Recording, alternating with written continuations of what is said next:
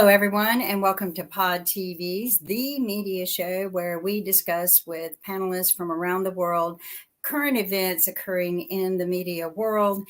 And with us today, we have Rick Rosner, former writer for The Jimmy Kimmel Show. Welcome, Rick. Hello. Good morning. How are you doing? We lost our lifetime media person, Mark. He just dove out. I guess he's coming back. But Mark has picked a subject for us today of some of the things that we're going to discuss. And one of them is the ever ongoing TikTok issues and what they're going to do with TikTok, you know, the boycott that the government's pulling on them. I personally think it's a witch hunt because every single device we own, from computers to phones, already have microchips from China built in them. They have access to everything about us. They don't need an app like TikTok to do that. So I feel like it's a personal hit on TikTok, and maybe they weren't bending the way somebody in politics wanted them to bend. What are your thoughts on this, Rick? Last night, my wife and I were watching 60 Minutes, and they did a report on the Chinese Navy, how by 2030, 2035, they're going to have 440 ships compared to the U.S.'s 280 ships, and how two major U.S. shipbuilding programs spent tens of billions and didn't go anywhere. And, you know, my wife and I are just sitting there going, how is China not going to eat our lunch? Now, I don't know whether TikTok it's just a teeny little part of, you know, if it is getting, so everything is getting information on us.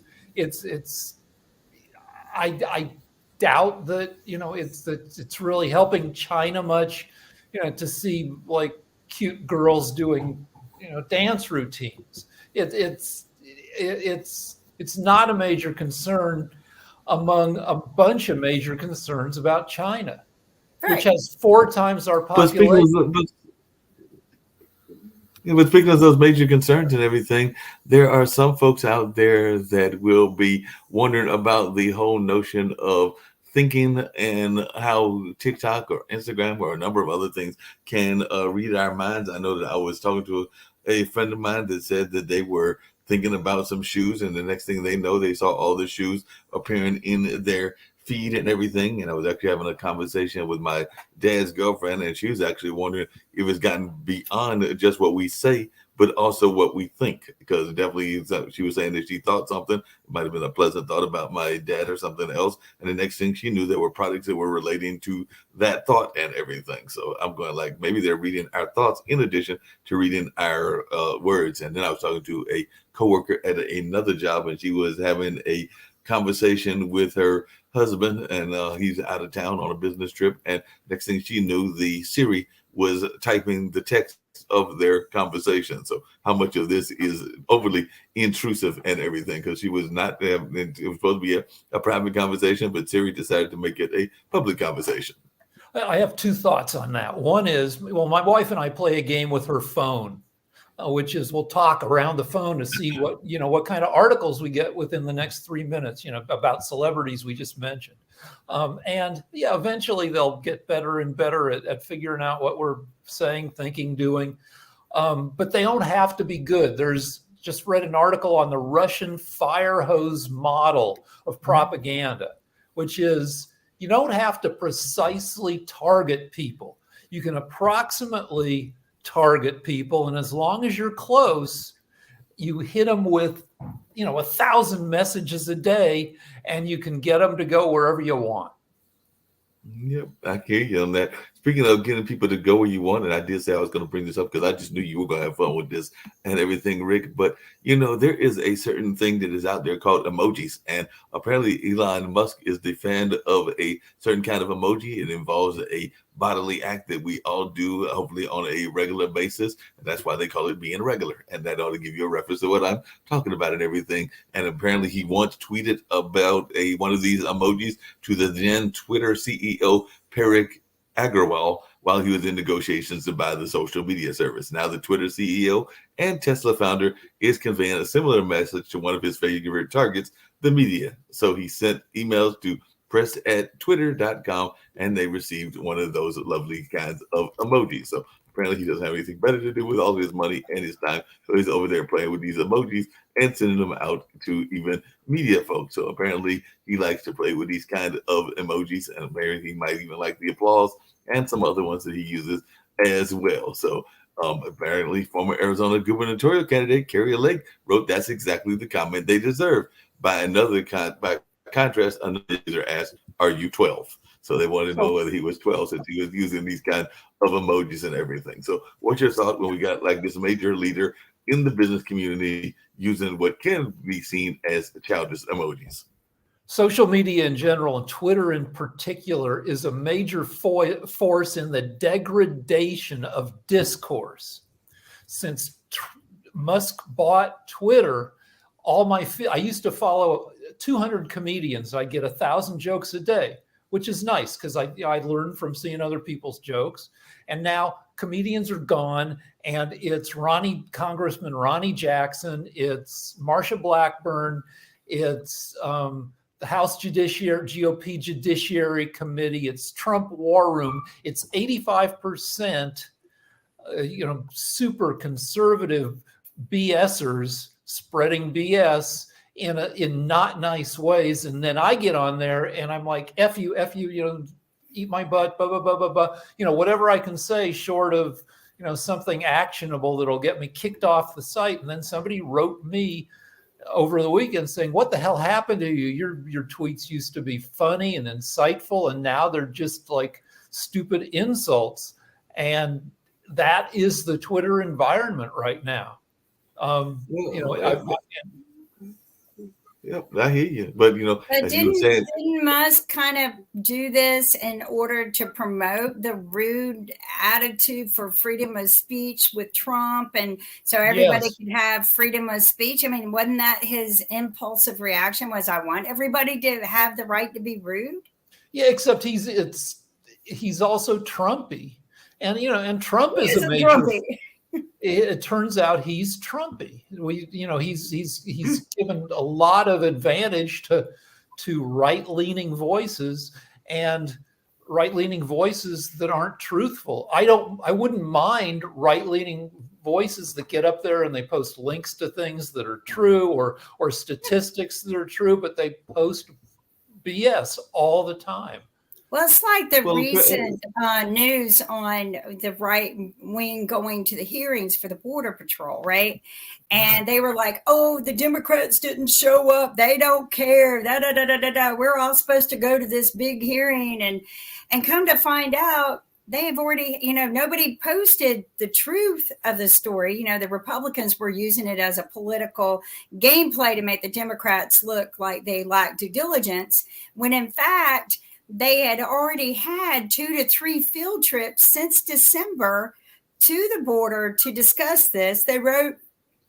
Everyone wrote a 4,200 page on a new bill to be dispersed for border control of $1.7 trillion. And the Republicans go, "Oh, okay, let's go have another field trip and play." And the Democrats go, "No, we don't need another field trip. We don't need to waste our money. We don't need to spend our money that way. We just need to focus on things because we've actually seen progress in decreasing the opioid overdose rates and death rates to by 2.5%, which isn't a lot, but a positive direction is better than no direction." And their thing is we don't need to waste any more time or money having field trips because you want to do political campaigning, which is what the agenda was and which is what they used it for. They went and said the Democrats didn't show up. So the Democrats, to me, were being more, responsible with the money being spent on a field trip. I mean, we don't need to do field trips every time we want to do, what is best for the border you don't have to go on a field trip at all, but apparently Musk is also accusing them of being reverse racist because he's saying that they're being racist against white and Asians, and that was his defense of the comic creator Scott Adams, whose strip Dilbert was dropped by many newspapers after a racist tirade. and all in that space. And I do know that a lot of times comedians will make jokes that are homophobic. Sometimes they'll make jokes that are racist. Sometimes they'll make jokes that are sexist. And I guess the question is, and you used to do comedy writing, is Rick, how far is too far? And is there any such thing as too far? Or can you do like apparently Chris Rock did and come back a year later and still make the same jokes and basically just dig in further in your apparently first stances that got you slapped? Because apparently he's come out with a whole new movie, and the movie is basically his defense of his actions and all along those lines. And he's basically saying that, look, they knew what they were getting into, and they knew what I was going to say. They put their history out there in the open, because it is not a unknown fact about Jada's alopecia, and it's not an unknown fact that they're in an open relationship, and it's not an unknown fact about some of the other parts of the jokes that he told and everything. So what is your thoughts about this notion of how far is too far to go with a joke? I think you can joke about whatever you want as long as you understand the current environment. You can make homophobic jokes, racist jokes, as long as there is a component of you make yourself the ignorant person, the racist, the homophobe, and then you put the joke on yourself. The joke is how dumb you are for being that way. And you can get away with a lot of stuff that way. Just over the weekend on Twitter, since Trump looks like he's about to be indicted for paying off Stormy Daniels, I said I did a backhanded defense of Trump. She said that he had a small penis, and I said, well, maybe it's not that his penis is small, it's that his thighs are so big and flabby, and he's so lazy that his penis just didn't even have a chance to get out there. But is that even appropriate? I mean, come on, people. I mean, come on now. Assault with a dead weapon. Assault with a dead weapon. Is it appropriate? No, it's not appropriate at all. But beginning with Clinton and the stained blue dress, and further back, nobody knew what Kennedy was up to, but Kennedy had a sex room in the basement of the White House.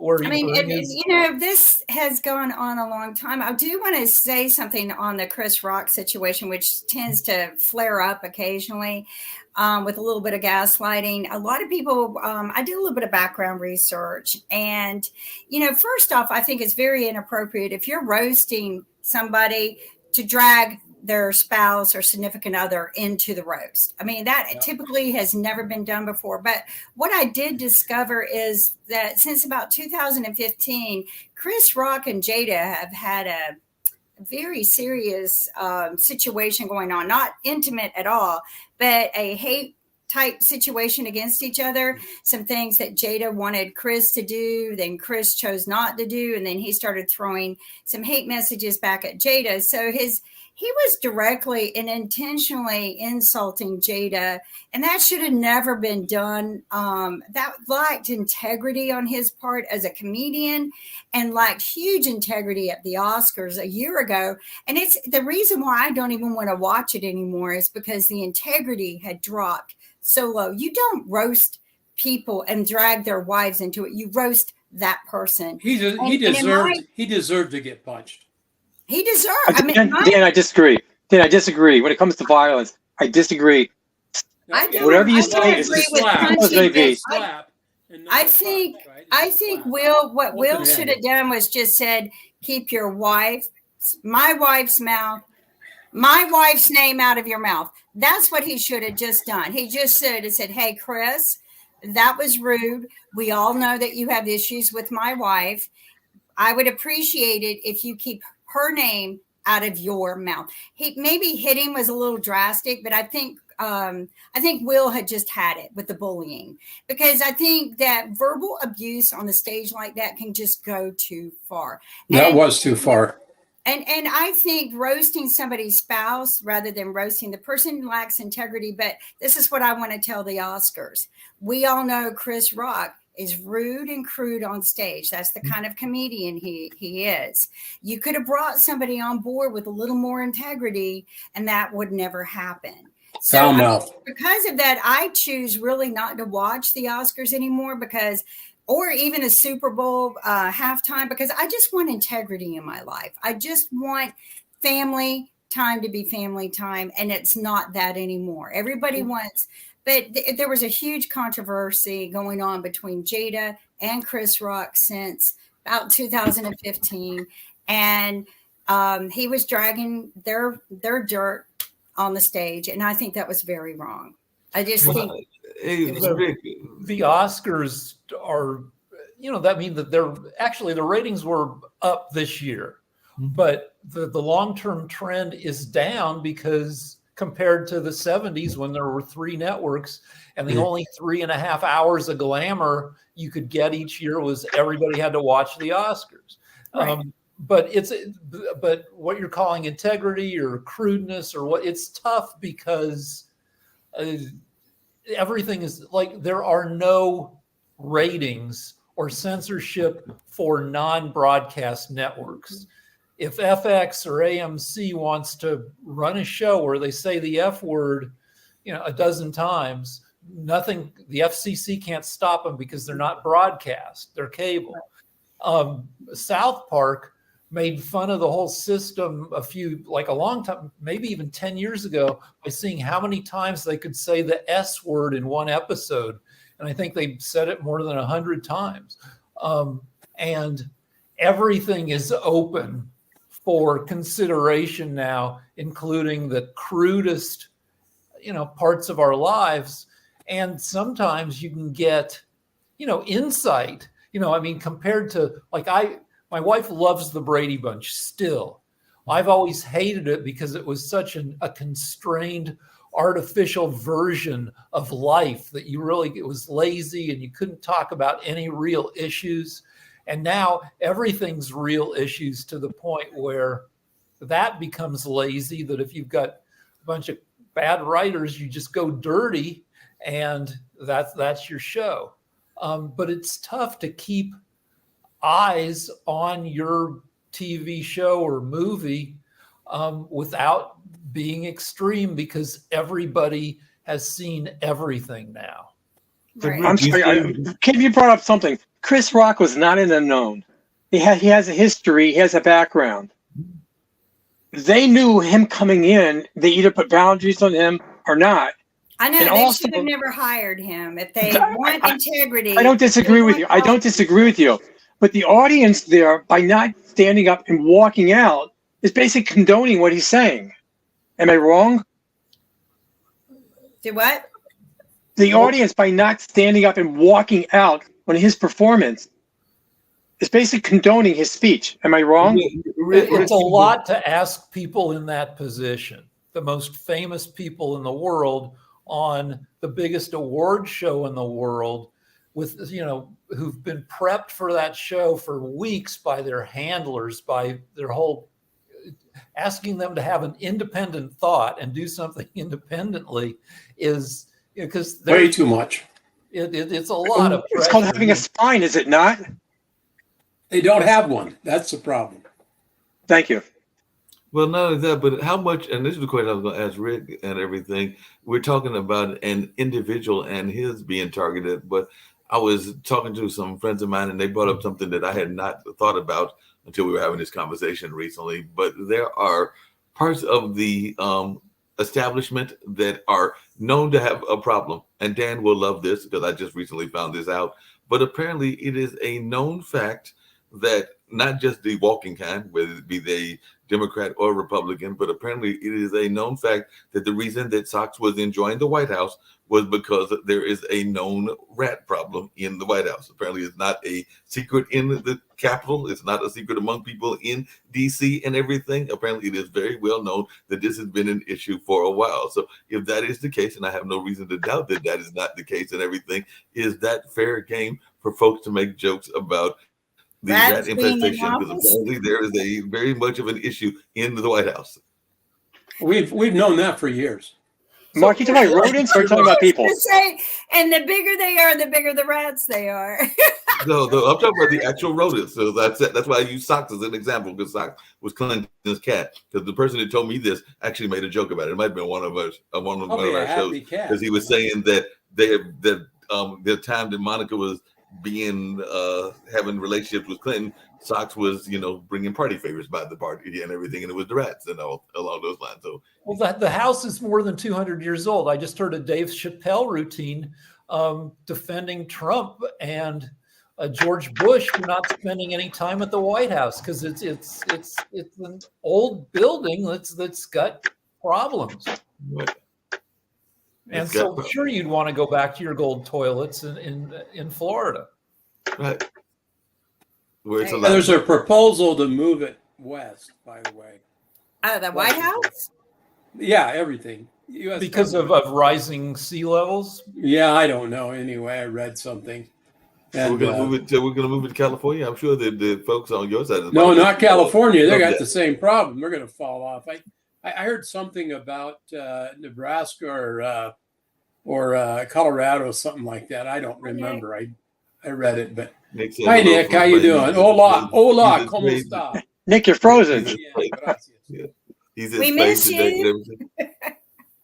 He is being missed for everything. I did have a question for you, Lee, and it was the question I asked Rick earlier, because apparently Elon Musk is having a field day by giving poop emojis and all. I'll just say what they are. I'm just being a catty the last time. But have you sent out any to your political opponents, any poop emojis? And what about you, Dan? Have you sent it to any of your college students? And do you have any problem with them going out and all in that way? I haven't had college students in a long time, and I've only used the poop emoji once. I think it had to do with because somebody else used it, and I had a short lapse of judgment and sent a poop emoji. I am sorry to the entire world for having done that. The poop emoji, I used to think it was just like a brown chocolate kiss with a smiley face on it. I had no idea it meant poop. It's a turd. It's a turd. It's a turd, but I didn't. It looked to me like a chocolate, whatever. So when I found out, because it's smiling, but there's actually a lawsuit right now from a whiskey bottle, and somebody made a dog toy, and they used the particular kind of whiskey, and it's a trademark lawsuit that the whiskey company decided we're not going to tolerate this, and they made this whiskey bottle and it's got poop emojis all over it. Referencing, I guess the whiskey is poop, but and their dogs eat it. And I don't know, but now it's a huge lawsuit. I mean, huge trademark lawsuit going That's on. because it flows downhill. It flows downhill. It does. It It does. does. He flows downhill. By the You way, could look, apparently- you could look at it I mean, people have talked about poop for all of human history. Mhm. Sorry, my phone's going. But Chaucer and the Canterbury Tales. I think there's poop in that, and there are just some eras, like the era we grew up in. The 70s was very, censored and bowdlerized, and there wasn't a lot of poop talk. And you could say that we're just reverting to a more normal, time in history. Well, where poop is part of the discourse. As Forrest Gump said, it happens. I mean, everybody poops, if you're healthy, like at least once every 2 days. Or so, yeah. Well, I mean, but it's amazing to me that people get real creative and they find these things to do, and then, somebody's going to have to sue them. Here, I'll share with you what the dog toy is. It's kind of funny. There you go. Can you see it? We see booze. There you go. I see a dog face on it. Bud Spaniels instead of Jack Daniels. It's called Bud Spaniels. And then I don't see the infringement. no, apparently on the back it's got 40% poop, 100% whatever. I mean, Yes. the back of it is more, but the front of it is what Jack Daniels is. Hey, you're being kind of stealing our trademark and making fun of us, and we don't appreciate it. Well, I think it's the legal defense of that is, did you make any creative changes? And they did. They changed it to a dog booze. So Yeah, Jim, Jake's different. I just want to make one quick point. Sometimes people, companies bring lawsuits not because they want to win, but for publicity. it's all about the publicity, I think, at this point. Because I know Jack Daniels, and I'm not going to judge them based on this dog toy. When I looked at it, I laughed and I go, "Oh, that's funny." I'm not going to judge the taste of whiskey by that. I mean, I didn't like their whiskey to begin with, but I'm a Maker's Mark girl. Let me tell you, Kentucky girl, Maker's Mark all the way. Yeah, but to me, Jack Daniels is not the top shelf. But at the end of the day, that kind of dampened me on Jack Daniels. Bye, Dan. But I think we focus too much on the wrong things, kind of like what Rick was mentioning that earlier. Why aren't we focusing on the things that are important to society's needs as opposed to all these little frivolous things? And get back to the reality of things. Use social media for good things too. Why does it always? But one of the things I've noticed, I'll run tests on marketing, and I'll find like good information video clips, and I'll run them and maybe get a couple thousand hits on them. I'll run something goofy, stupid, has no common sense to it whatsoever, and I'll get 5 million hits. It's ridiculous. It's insane, but this is what people want to do and share is the goofy, ridiculous, stupid things. But here we get back and roll back to what's important. Is it getting the views and the hits? Because Nick and I are learning, that's how we're going to monetize. We've reached 1.9 million views, and I'm real proud of that. Our goal was 1 million by now, and we reached 1.9. And so we've set a new goal with ourselves by summer, what we want to be doing. But it's the views that get you the sponsorships and things like that. So, I mean, do you become serious and project the seriousness and the truth in journalism? Or do you play the games that everybody else is playing to institute controversy and just get the views? I mean, it's just. Yeah, Kim, along those same lines, and I was having a little bit of technical things going on there, but there is a trend, and I know that Rick is familiar with it, but I was wondering what his thoughts and also Dan's thoughts and yours are about this notion that we lost Dan, but Lee's back. Lee's and we're playing tag. Musical chairs. But what are we thinking about this notion of paid services? Because apparently Instagram wants you to be verified, Twitter wants you to be verified, and they all want to have you pay money to be verified. So they want to know that I'm really a Mark and not a robot Mark and everything. So they want me to be verified in all of that space, but they're definitely saying that they want to do it in some sort of paid model. So that is the other news that I saw going in the whole media space, is that there is a big push to have verified accounts. So you have to have a verified Facebook account, a verified Instagram account, a verified Twitter account. And if you're a high school kid or a college kid, that could add up to a lot of money and everything if you're trying to be verified in all of these places. So what are our thoughts about this notion of verified accounts? Mark, is it the company that wants you to be verified or the people who want to be verified? I think people want it. The companies are the ones. The companies aren't requiring it. It's just I think people want it so other people know that is the real person. So Twitter wants $8 a month for paid verification. Right. If you want to be right, if you want the check mark. A lot of people have already been verified for free under the old Twitter. I don't know whether we'll get to keep our verification. Verification used to mean that you are the person you say you are. Right. Now it's going to mean you're paying money every month, which allows BSers to BS, to masquerade as whomever. But on the other hand, like companies, they start off all nice and they give you a bunch of stuff for free, but it's not sustainable. And when they want to start making money, then they start charging for stuff. Elon Musk bought Twitter for $44 billion and basically lost a couple tens of billions of dollars through incompetent management right off the bat. And now he's trying to recoup. He also bought it, I think, at the top of the market too, because a lot of the social media platforms have scaled back since then, Facebook or whatever. Hey, Lee, you're going to love this one. Apparently, and this just came down an hour ago, Twitter appears to be tested a new verification process for Twitter Blue subscribers that would involve submitting a government ID, Code-level insights reveal a process for submitting a photo of the user ID, both front and back, along with a selfie photo to verify their Twitter account.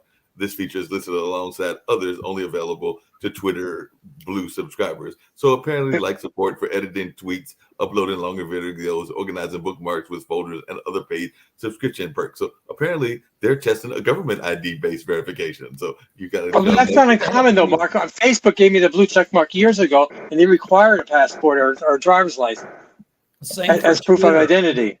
For Twitter, you had to be at least a little famous to the point where you were at risk of somebody damaging your public image by imitating you.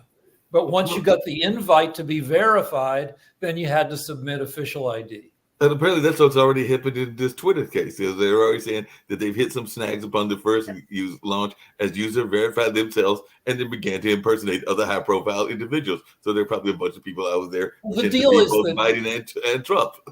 With Twitter, Musk doesn't know what he's doing, and sometimes he only figures out what he's doing wrong when he does it, and then people say, "Well, no, that leads to this," and then he has to, backtrack.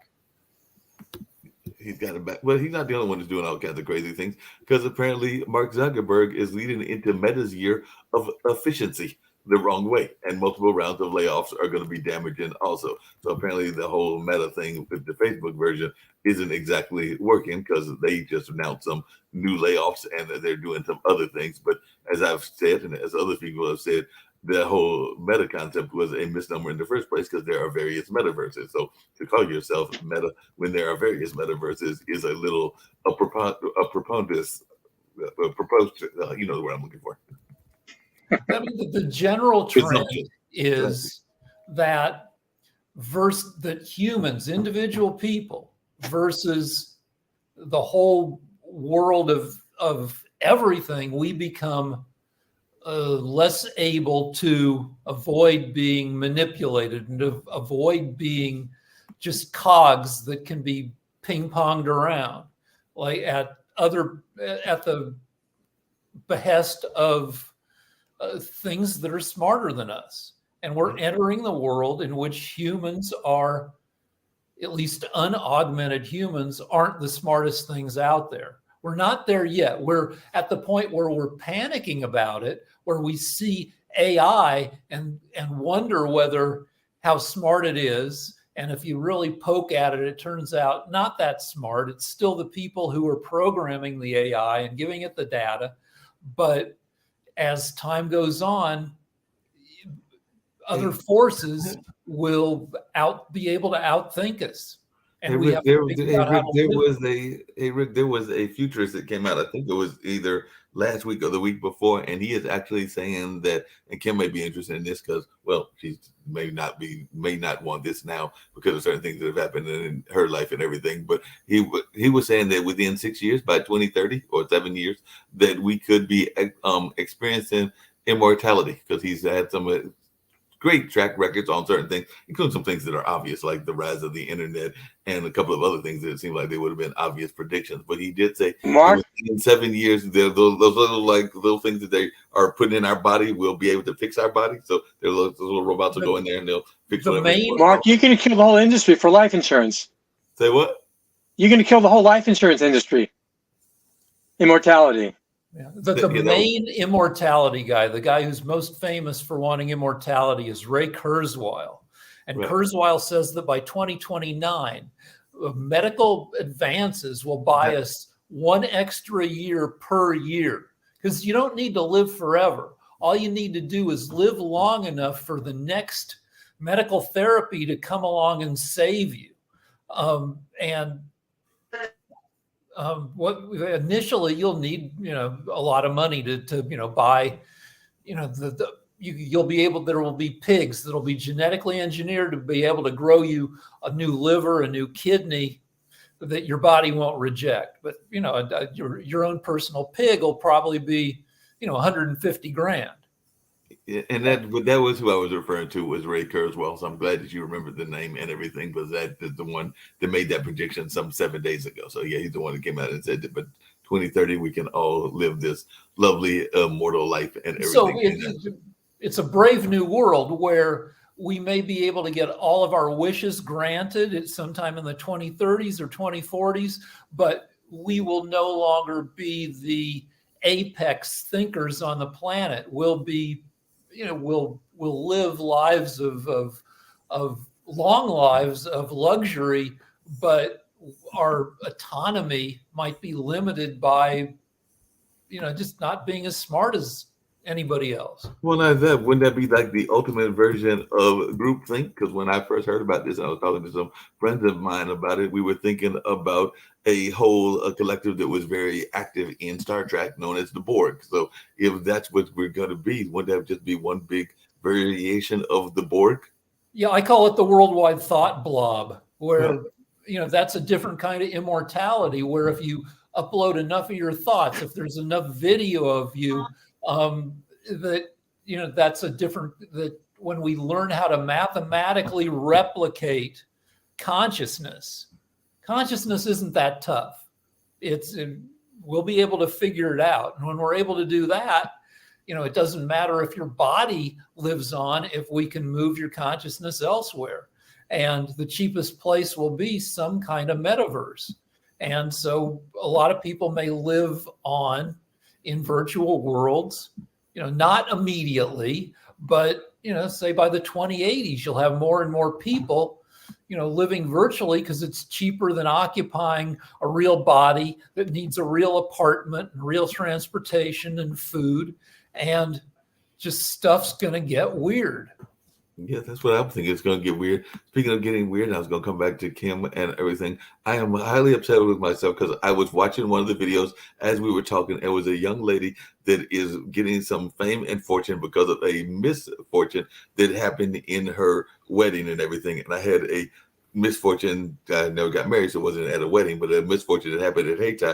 And I missed my TikTok moment because apparently there was a young lady that was shown on one of these social media platforms that got a lot of attention because at the wedding, a bee decided to get in the middle of her dress. So she was showing what was going on as they were trying to get the bee out of the dress, because that became the code image and everything. And I was thinking to myself, because yesterday when I was working at the Cultural Arts Center that I work at, there was a bird that got loose. I managed to get the bird out. We didn't have any fights. He didn't get into my church or anything like that. But I was like, I missed my TikTok moment, Lee, Rick, and Kim. I need to have a flapping battle with the bird, and then it kind of hit my TikTok fame and all that. I just managed to get the bird out of the building by moving the bush that the bird was on toward the door, and then the bird realized that I would no do-overs. Exit the exit.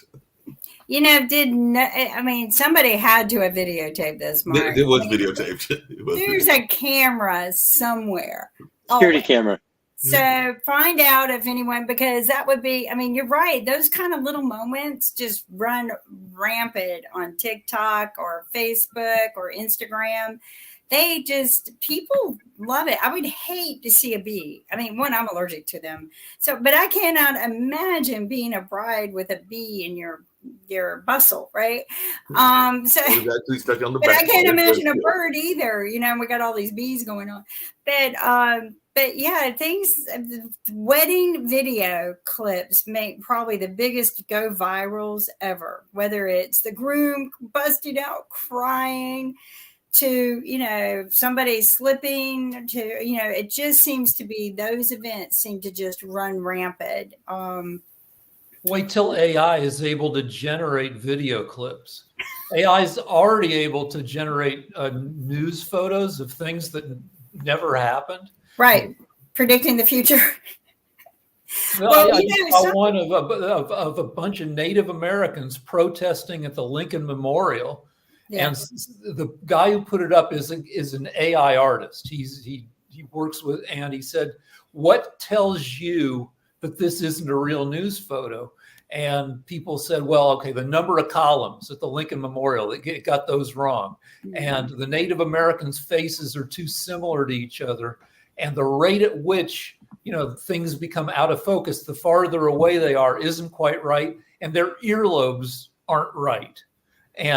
But at first glance, it looks totally real. And before long, you're going to be able to do a prompt that says, raccoon crawls on bride. And it'll generate a 30-second clip of That already exists now. I just was scrolling through some things last night, and when I was a little bit bored with what phone I had left over, and what I noticed was they now say, "Do you want to take your book and make it a movie?" And I've noticed people have been experimenting with this, and they've been like telling stories on a thread. And then videos of, and actually videos that I recall from Instagram and TikTok have been pulled through and have created the movie. Like literally like love stories, right? Weddings, military guys turned whatever, right? But somebody has been able, like you were talking about, take an AI and it will literally recreate whatever story you write. And I noticed this because I've seen it kind of popping up occasionally, but the stories bore me. So, but then I noticed a video clip of a wedding that I recently watched, and I'm like, how did they get this in this movie? But they literally created a movie based off somebody's story by pulling videos from all over the web and meshing them. It was weird. It was very weird. I'm not sure I'm a big fan of this yet. Well, earlier you were talking about the poop emoji and how things have gotten cruder, and like AI, the products of AI, the AI movies, the AI whatevers, they're not original. They generally just take what's already out there somewhere and glop it together into a thing that seems very kind of familiar.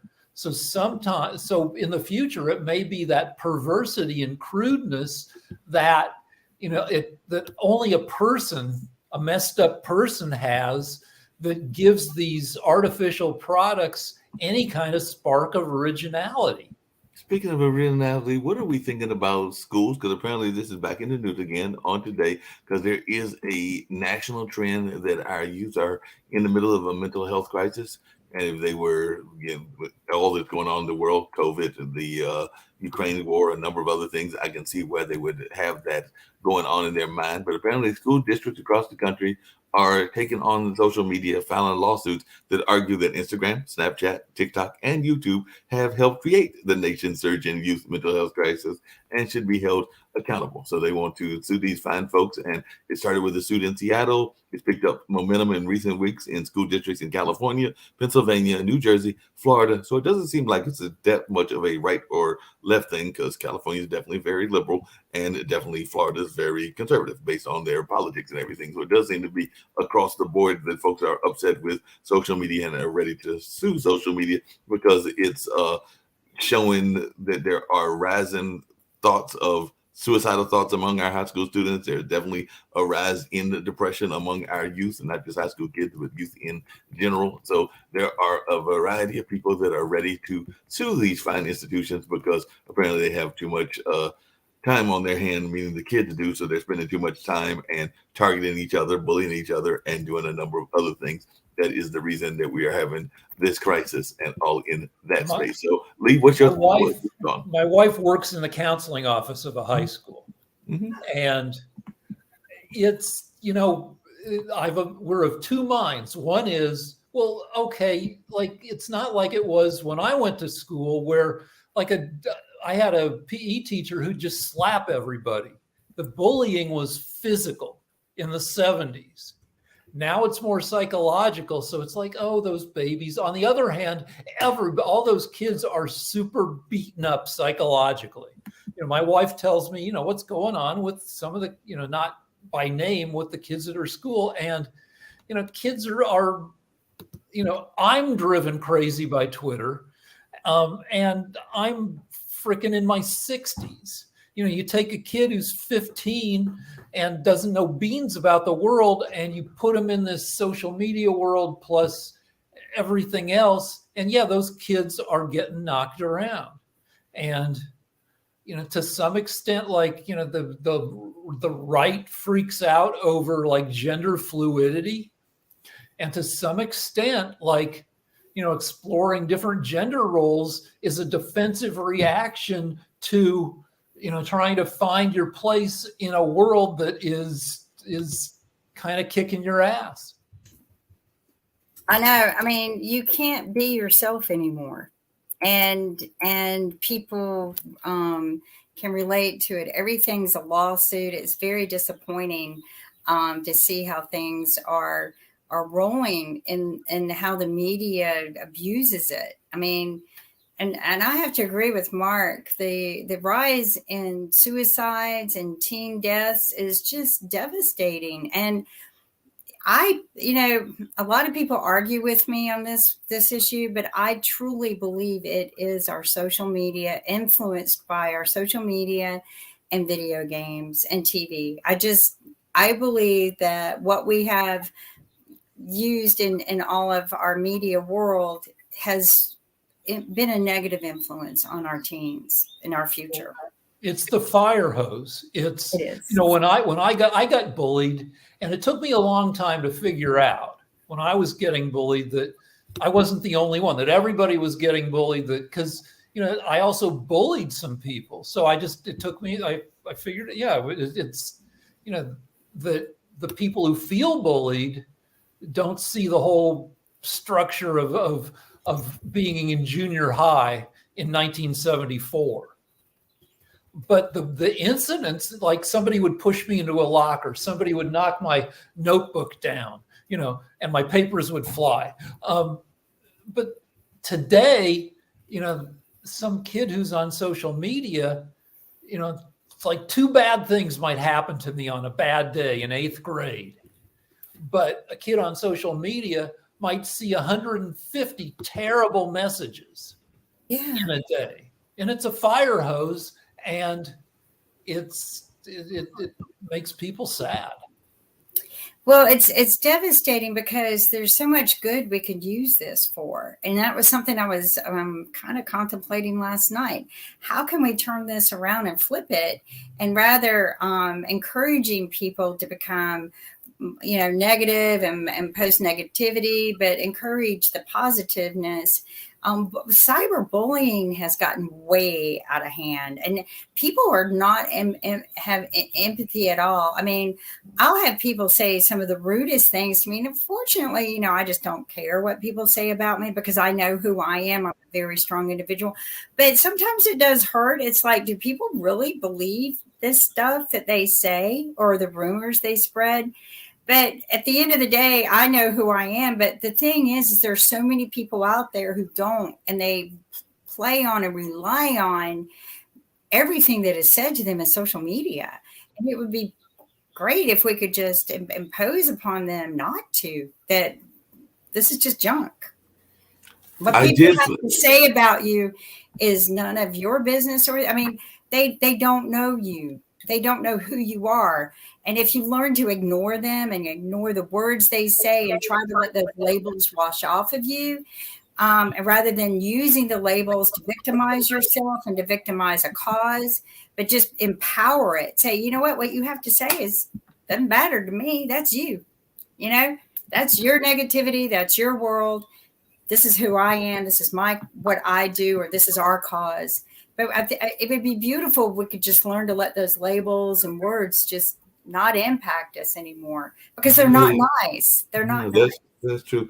Kim, I found out something just for you, because I know we were going on and we still got a few more minutes, but I found this just for you since you wanted it and you wanted to see what it looked like and all in that space. But this is actually the young lady that went through the incident with the beef. So this is what they put on, and like you said, they definitely will reveal all that what happened in this 1-minute video. So let's see what happens as they try to help the young lady and her key moment.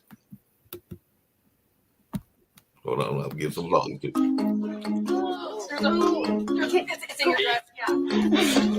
It's a hornet. Where is it? Honeymoon's a little early.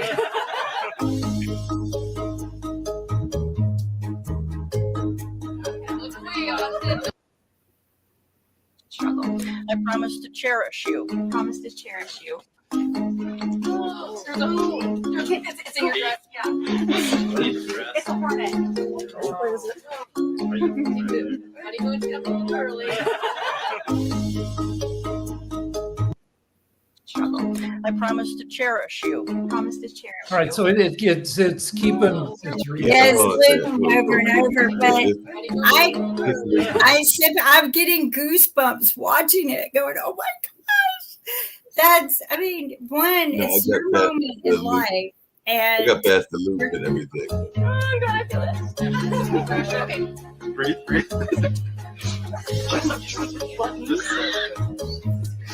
did I get it out?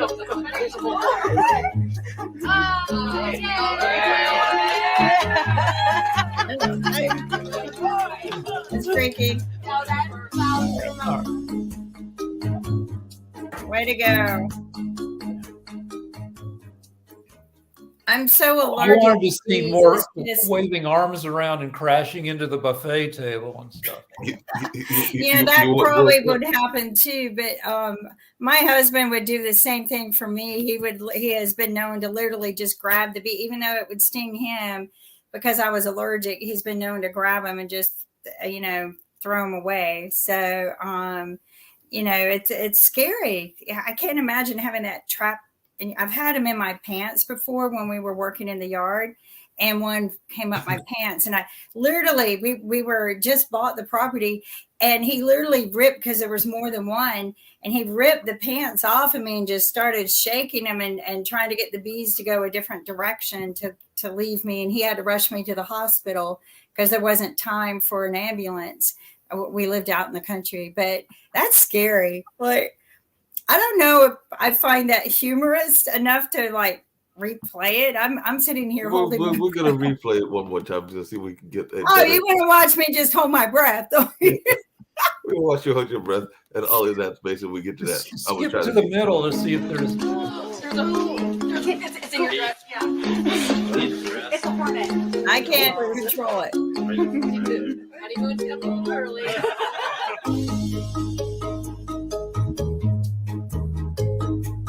Look away, Austin. Look away. Let's go later. Oh, I'm glad I feel it. Okay. Breathe.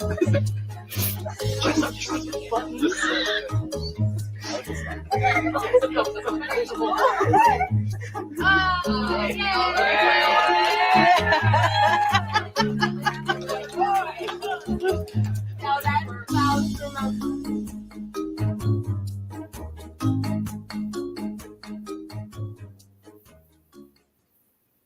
Oh, that's sweet. Yeah. That is just still, it gives me goosebumps.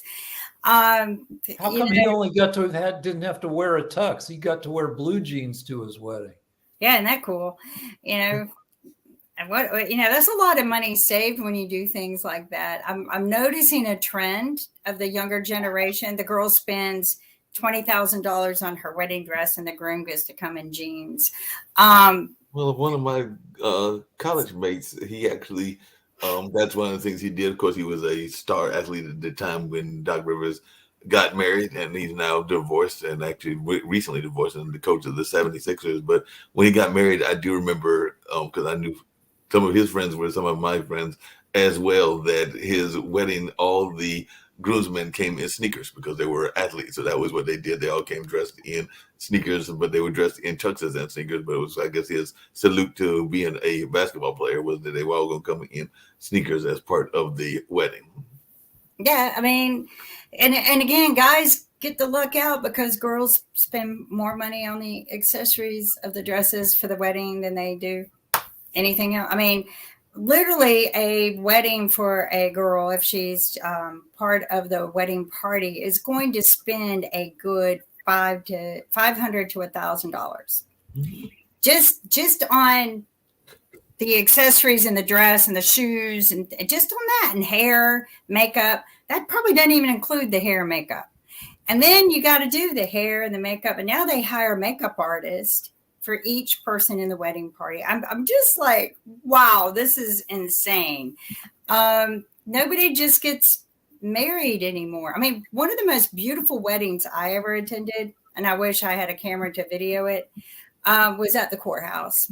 I was there for domestic violence case, supporting the situation. And this woman sits down next to me and she taps me on the knee and she goes, There's some crazy people in here, aren't there? Because there was a woman screaming and crying. I go, yep. I'm just staring forward because you're not supposed to communicate with anyone.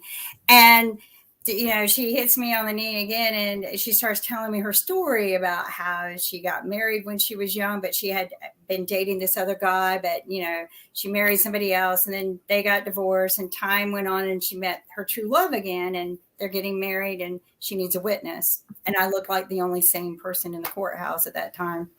So I'm staring, I'm nodding. I go, do you have any idea what courtroom this is? And the courtroom she wants to get married to is next door. So, but I went, there was no drama in there. It was paid $20, get married. People would say, I love you. I do. That's it.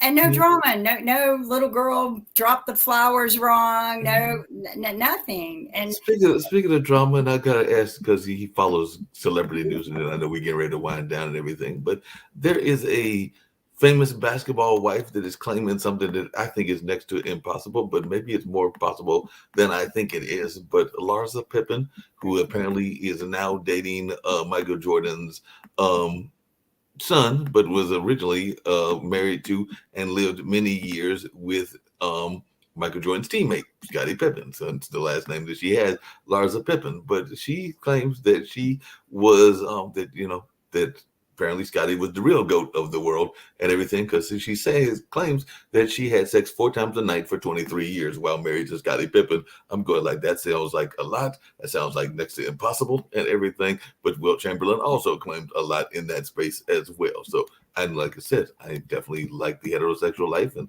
definitely have nothing against sex, but that seems like a whole lot of sex they deal with on that kind of average if it was every day for that amount of time. I didn't do the math, but I know that adds up to a whole lot of time. So I'm sure that you have both. I think Chamberlain did a math error. I think he took one of his better weeks and then he just multiplied it times 52 times however many years. And there you go. But so you're saying she's now dating Michael Jordan's son. Son, yes. So she's considerably older. Yes. So that's a conflict in our society to begin with. It's okay for the older guys to date younger women. So this is a issue as well, right? Yeah. Yeah. It is an older woman. Not to mention it's a celebrity's son. Oh my gosh, the shame in this. It might be the pheromones. If you really click with somebody, like there's only been. And I'm not even that's too private, but no, go ahead. It's like I had one person where I just, I really together we were crazy, but sexually with her, plus it helped that I was 23. Right. So, but maybe there's just some chemical matchup with them that drives them insane. It must have been. If you're just two souls that are happy together and you don't look at the age, what if you just are happy? Well, I mean, that's fine, but that doesn't equal sex 28 times a week. Which is what she said, 4 times a night for 23 years. So you do the math, 28 times. I think you're right, Rick. I think he took his best week ever and ran the stats on that. Why not? I have known some people who have naturally high levels of testosterone to the point where they are a little bit crazy. And maybe, that's a situation there. Yeah. And the other thing, people were saying in social media was that there was nothing. She only said that she had it that many times a day. She never said it was all with the same partner. So there's also that question as to maybe there was multiple partners going on as well, because that is definitely what social media was saying, was that there was nothing in her statement that said it was always with the basketball player, and plus the basketball players on the road. So that would lead to the fact you'll think that it might not have been him all the time. Just give TikTok and all the other social media and AI enough time, and they will be able to tell you how many times everybody on earth has had sex in the past week. And with that, we're going to wrap up, because I don't know if that needs to be told, but It will No, be. that doesn't need to be told. And we are going to wrap up because on that note, I mean, can you imagine like you walking by and there's like a number on top of your head and you have to explain what that number is? I'm already scared of that. You'll have to subscribe to that app. Yeah. Yeah, well, everyone, you have a wonderful week, and we'll look forward to seeing you next week on the Media Show. Take care. Take it easy. Nope,